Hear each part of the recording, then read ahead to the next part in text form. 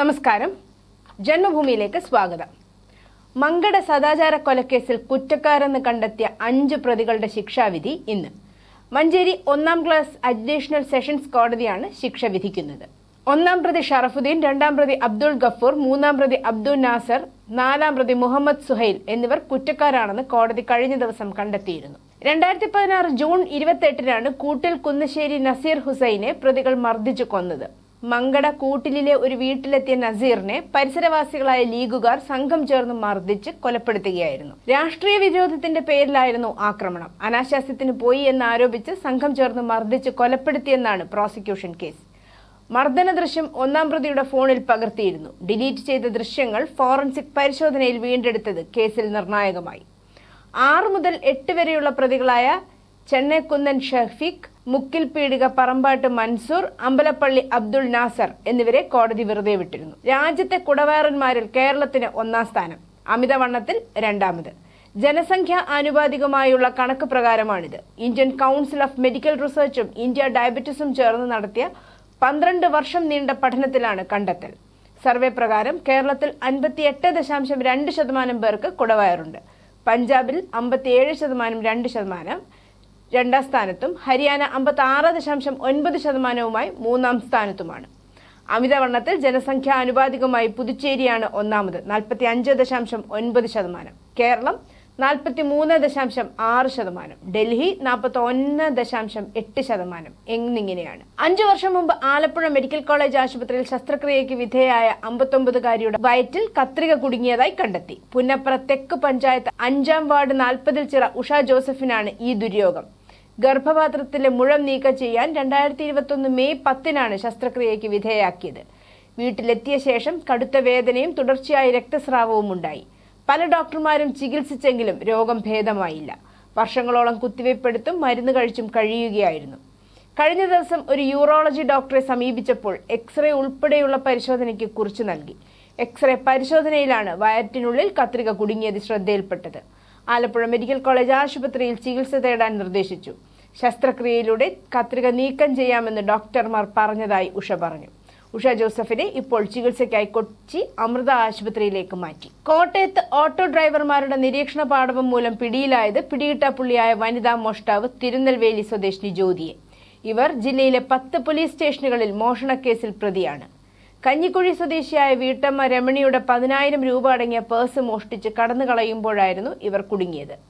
തിരുനക്കര സ്റ്റാൻഡിൽ ബസ് ഇറങ്ങിയ യുവതി ഇവിടെ നിന്ന് മനോജിന്റെ ഓട്ടോയിൽ കയറി. മുന്നോട്ട് പോകട്ടെ എന്ന് പറഞ്ഞതിനാൽ ചാലക്കുന്ന് ഭാഗത്തേക്ക് പോയി. കയ്യിലുണ്ടായിരുന്ന വലിയ ബാഗിൽ അവർ എന്തോ തിരയുന്നത് കണ്ണാടിയിൽ കൂടി മനോജിന്റെ ശ്രദ്ധയിൽപ്പെട്ടു. ബാഗിനുള്ളിലെ പേഴ്സിൽ നിന്നും പണമെടുത്ത ശേഷം കാലിയായ പേഴ്സ് സീറ്റിന്റെ പിന്നിലേക്കിട്ടു. ഇതോടെ സംശയം തോന്നിയ മനോജ് അറുത്തൂട്ടിയിൽ ഓട്ടോ നിർത്തി. ഉടൻ തന്നെ യുവതി ഓട്ടോ കൂലി കൊടുത്ത ശേഷം സമീപത്തെ കടയുടെ മുന്നിലേക്ക് പോയി. ഓട്ടോയിൽ കാലിയായ പേഴ്സ് കണ്ടതോടെ മനോജ് ഉടൻ തന്നെ മറ്റുള്ളവരുടെ സഹായത്തോടെ ഇവരെ തടഞ്ഞു വെച്ചു. പിന്നീട് പിങ്ക് പോലീസും സിവിൽ പോലീസ് ഓഫീസർമാരും ചേർന്ന് യുവതിയെ പിടികൂടി വെസ്റ്റ് സ്റ്റേഷനിലേക്ക് മാറ്റി. ഇതേസമയം പേഴ്സ് നഷ്ടപ്പെട്ട രമണി പരാതിയുമായി എയ്ഡ് പോസ്റ്റിൽ എത്തിയിരുന്നു. തുടർന്ന് ഇവരെ സ്റ്റേഷനിലെത്തിച്ച് പേഴ്സും പണവും തിരികെ നൽകി. പത്തനംതിട്ട തിരുവല്ല കാവും ഭാഗത്ത് +2 വിദ്യാർത്ഥിയെ വീട്ടിനുള്ളിൽ തൂങ്ങി മരിച്ച നിലയിൽ കണ്ടെത്തി. പെരിങ്ങോളിൽ സ്വദേശി അപർണ രമേശാണ് മരിച്ചത്. മോഡൽ പരീക്ഷ കഴിഞ്ഞെത്തിയ പെൺകുട്ടി ആൺ സുഹൃത്തിനെ വിളിച്ചറിയിച്ച ശേഷം തൂങ്ങി മരിക്കുകയായിരുന്നു എന്നാണ് വിവരം. ആൺ സുഹൃത്തായിരുന്ന ജവാദ് ബ്രേക്കപ്പ് ആയെന്നും സൗഹൃദത്തിൽ നിന്ന് പിന്മാറുകയാണെന്നും പറഞ്ഞതിൽ മനംനൊന്താണ് അപർണ ജീവനൊടുക്കിയത്. വീടിന്റെ അടുക്കളയിലാണ് 17-കാരി തൂങ്ങി മരിച്ച നിലയിൽ കണ്ടെത്തിയത്. നെടുമങ്ങാട് ജില്ലാ ആശുപത്രിയിൽ സിസേറിയന് പിന്നാലെ കുഞ്ഞു മരിച്ച സംഭവത്തിൽ അന്വേഷണ റിപ്പോർട്ട് ഇന്ന് ആരോഗ്യ വകുപ്പ് സെക്രട്ടറിക്ക് കൈമാറും. തിരുവനന്തപുരം മെഡിക്കൽ കോളേജിൽ നിന്നുമുള്ള 3-അംഗ സംഘമാണ് അന്വേഷണ റിപ്പോർട്ട് ഇന്നലെ സീൽഡ് കവറിൽ DMEക്ക് കൈമാറിയിരുന്നു. റിപ്പോർട്ടിലെ കണ്ടെത്തലിന്റെ അടിസ്ഥാനത്തിലായിരിക്കും ആരോഗ്യ വകുപ്പിന്റെ തുടർ നടപടി.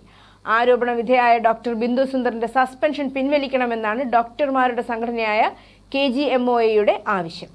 സർക്കാരിന്റെ കാലാവധി പൂർത്തിയാക്കുന്നതിന് മുമ്പ് സഹകരണ ബാങ്കുകളിൽ ഏകീകൃത സോഫ്റ്റ്വെയർ സ്ഥാപിക്കാനുള്ള കരാർ CPM നിയന്ത്രണത്തിനുള്ള ദിനേശ് സഹകരണ സംഘത്തിന് നൽകാൻ വഴിവിട്ട നീക്കം. 4400 ബാങ്ക് ശാഖകൾക്ക് സോഫ്റ്റ്വെയർ സ്ഥാപിക്കാനാണ് ടെൻഡറുകൾ വിളിച്ചത്. എന്നാൽ ദിനേശ് 280 ശാഖകൾക്കുള്ള ചെലവാണ് ടെൻഡറിൽ കാണിച്ചത്. ഇതനുസരിച്ച് കുറഞ്ഞ തുക കോട്ട് ചെയ്ത ദിനേശിന് കരാർ നൽകാനാണ് ധാരണ. 280 ശാഖകൾക്ക് മാത്രമാണോ 1612 സഹകരണ ബാങ്കുകളുടെ 4400 ശാഖകൾക്കാണോ കോമൺ സോഫ്റ്റ്വെയർ സ്ഥാപിക്കേണ്ടതെന്ന് ടെൻഡറിൽ പങ്കെടുത്ത മറ്റുള്ളവർ ആവർത്തിച്ച് ചോദിച്ചിട്ടും രജിസ്ട്രാർ മിണ്ടിയില്ല. ഇതോടെ മറ്റു കമ്പനികൾ ഹൈക്കോടതിയെ സമീപിച്ചിരിക്കുകയാണ്. സംവിധായകനും ബിഗ് ബോസ് താരവുമായ അഖിൽ മാരാർ NDAയുടെ ഭാഗമായ 2020യിൽ ചേർന്നു. 2020 ചെയർമാൻ സാബു M ജേക്കബാണ് ഇക്കാര്യം ഔദ്യോഗികമായി പ്രഖ്യാപിച്ചത്. വാർത്താ സമ്മേളനത്തിൽ അഖിൽ മാരാറും സന്നിഹിതനായിരുന്നു. 2020 NDAയുടെ ഭാഗമായതിന് പിന്നാലെ പാർട്ടി പിളർന്ന് ആളുകൾ പോയി എന്നായിരുന്നു വിമർശനമെന്ന് സാബു ജേക്കബ് പറഞ്ഞു. എന്നാൽ പ്രമുഖർ പാർട്ടിയിലേക്ക് കടന്നു വരുന്നു എന്നതാണ് യാഥാർത്ഥ്യം. വരും ദിവസങ്ങളിൽ പല പാർട്ടികളും 2020യിൽ ലയിക്കും. അഖിൽ മാരാർ നിയമസഭാ തെരഞ്ഞെടുപ്പിൽ മത്സരിക്കുമെന്നും മണ്ഡലം NDAയിൽ ചർച്ച ചെയ്ത് തീരുമാനിക്കുമെന്നും സാബു ജേക്കബ് പറഞ്ഞു. കടമ്പനാട് യുവതി ജീവനൊടുക്കിയ സംഭവത്തിൽ നിർണായക തെളിവ്.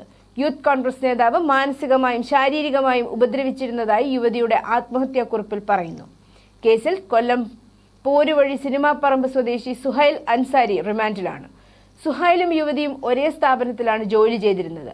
വാട്സാപ്പിൽ അശ്ലീല സന്ദേശങ്ങൾ സുഹൈൽ അയച്ചിരുന്നതായും പരാതിയിലുണ്ട്. സുഹൈൽ ശാരീരിക ബന്ധത്തിന് നിർബന്ധിച്ചിരുന്നതായും സ്വകാര്യ ചിത്രങ്ങൾ ആവശ്യപ്പെട്ടിരുന്നതായും പോലീസ് കണ്ടെത്തിയിട്ടുണ്ട്. ഇതിൽ മനംനൊന്താണ് യുവതി ആത്മഹത്യ ചെയ്തത് എന്നാണ് റിപ്പോർട്ട്. PG ഡോക്ടർമാർ വെള്ളിയാഴ്ച നടത്താനിരുന്ന OP ബഹിഷ്കരണം പിൻവലിച്ചു. ആരോഗ്യവകുപ്പുമായി നടത്തിയ ചർച്ചയിൽ ആവശ്യങ്ങൾ അംഗീകരിക്കാമെന്ന ഉറപ്പ് ലഭിച്ച സാഹചര്യത്തിലാണ് ഇത്. സ്റ്റൈപ്പൻഡ് വർധനവ് ഉൾപ്പെടെയുള്ള വിഷയങ്ങളിലാണ് പ്രധാനമായും ധാരണയായത്. ഏറെക്കാലമായി ഡോക്ടർമാർ ഉന്നയിക്കുന്ന സ്റ്റൈപ്പൻഡ് കുടിശ്ശിക തീർക്കുന്നതിലും പുതുക്കിയ നിരക്ക് നടപ്പാക്കുന്നതിലും ഉടൻ തന്നെ രേഖാമൂലമുള്ള ഉത്തരവ് ഇറക്കാമെന്ന് വകുപ്പ് സെക്രട്ടറി ചർച്ചയിൽ അറിയിച്ചു. ഡോക്ടർമാർ സമരം കടുപ്പിച്ചതോടെ പാവപ്പെട്ടവരെ ആശ്രയമായ സർക്കാർ മെഡിക്കൽ കോളേജുകളുടെ പ്രവർത്തനം അവതാളത്തിലാണ്. ഡയസ് നോൺ പ്രഖ്യാപിച്ച് സമരത്തെ നേരിടാൻ സർക്കാർ തീരുമാനിച്ചു. എല്ലാ മെഡിക്കൽ കോളേജിലെയും ഹാജർ പരിശോധിച്ച് റിപ്പോർട്ട് നൽകാൻ ആരോഗ്യവകുപ്പ് അഡീഷണൽ ചീഫ് സെക്രട്ടറി രാജൻ ഖോബ്രയുടെ മെഡിക്കൽ വിദ്യാഭ്യാസ ഡയറക്ടർ ഡോക്ടർ വിശ്വനാഥിന് നിർദ്ദേശം നൽകി. പഞ്ച് ചെയ്ത ശേഷം ഡോക്ടർമാർ സമരത്തിന് പോകുന്നുവെന്ന പരാതികൾ പരിശോധിക്കണമെന്നും നിർദ്ദേശമുണ്ട്. ഇതോടെ ഡോക്ടർമാരും സർക്കാരും തമ്മിൽ തുറന്ന പോരിന് കളമൊരുങ്ങി. ശബരിമല സ്വർണ്ണക്കൊള്ളക്കേസിൽ കുറ്റപത്രം മാർച്ച് 31-നകം സമർപ്പിക്കാനാകുമെന്ന് പ്രത്യേക അന്വേഷണ സംഘം ഹൈക്കോടതിയെ അറിയിച്ചു. സന്നിധാനത്തെ സ്വർണ്ണപ്പാളികളിൽ നിന്ന് ശേഖരിച്ച പുതിയ സാമ്പിളുകളുടെ സൂക്ഷ്മമായ ശാസ്ത്രീയ പരിശോധനയ്ക്ക് ജംഷഡ്പൂരിലെ നാഷണൽ മെറ്റലർജിക്കൽ ലബോറട്ടറി സമ്മതം അറിയിച്ചെന്നും വ്യക്തമാക്കി. പരിശോധന എത്രയും വേഗം പൂർത്തിയാക്കി justice V Rajavijayaraghavan, justice KV Jayakumar എന്നിവരുൾപ്പെട്ട ദേവസ്വം ബെഞ്ച് നിർദ്ദേശം നൽകി. ഭാരതത്തിന്റെ ബഹിരാകാശ മനുഷ്യയാത്രാ ദൌത്യമായ ഗഗൻയാനിന്റെ ഡ്രോപ്പ് പാരച്യൂട്ട് സിസ്റ്റം വിജയകരമായി പരീക്ഷിച്ചു. ഇതിലൂടെ ബഹിരാകാശ ശാസ്ത്ര മേഖലയിൽ മറ്റൊരു പ്രധാന നാഴികക്കല്ലിലാണ് രാജ്യം പിന്നിട്ടത്. ചണ്ഡീഗഡിലെ ടെർമിനൽ ബാലിസ്റ്റിക്സ് റിസർച്ച് ലബോറട്ടറിയിൽ സ്ഥിതി ചെയ്യുന്ന DRDOയുടെ റെയിൽ ട്രാക്ക് റോക്കറ്റ് സ്ലൈഡ് സംവിധാനത്തിൽ യോഗ്യതാ ലെവൽ ലോഡ് ടെസ്റ്റ് നടത്തിയത്. ഫെബ്രുവരി 18 ബുധനാഴ്ച Vikram Sarabhai space centre, aerial delivery research and development establishment, വിവിധ TBRLന്റെ സമർപ്പിത ടീമുകൾ എന്നിവരുമായി ചേർന്നാണ് പരീക്ഷണം നടത്തിയത്.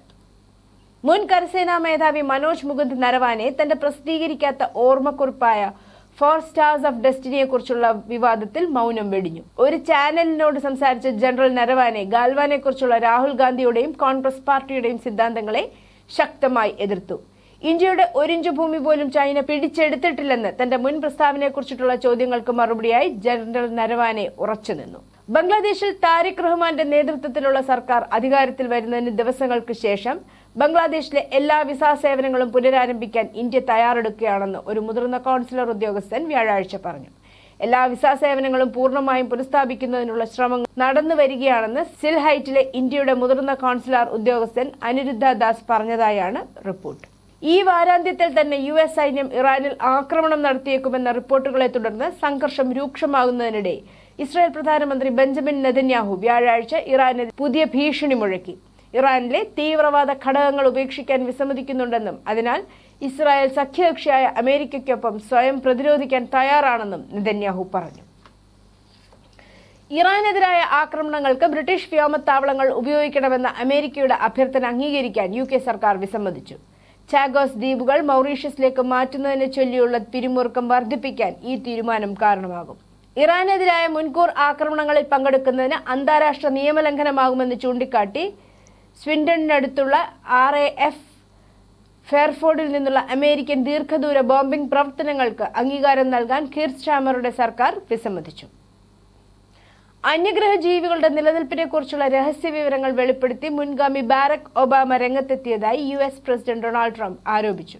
ഇത് തിരിച്ചറിയപ്പെടാത്ത ആകാശ പ്രതിഭാസങ്ങളെ UAP കുറിച്ചുള്ള ചർച്ചയ്ക്ക് വീണ്ടും തുടക്കമിട്ടു. ഒരു സിറ്റിംഗ് പ്രസിഡന്റ് നൽകുന്ന ഇന്റലിജൻസ് വിവരങ്ങളുടെ അടിസ്ഥാനത്തിലാണെങ്കിൽ ഒബാമയുടെ പരാമർശങ്ങൾ സെൻസിറ്റീവ് ദേശീയ സുരക്ഷാ വിവരങ്ങൾ വെളിപ്പെടുത്തുന്നതിന് തുല്യമാകുമെന്നും ട്രംപ് അഭിപ്രായപ്പെട്ടു.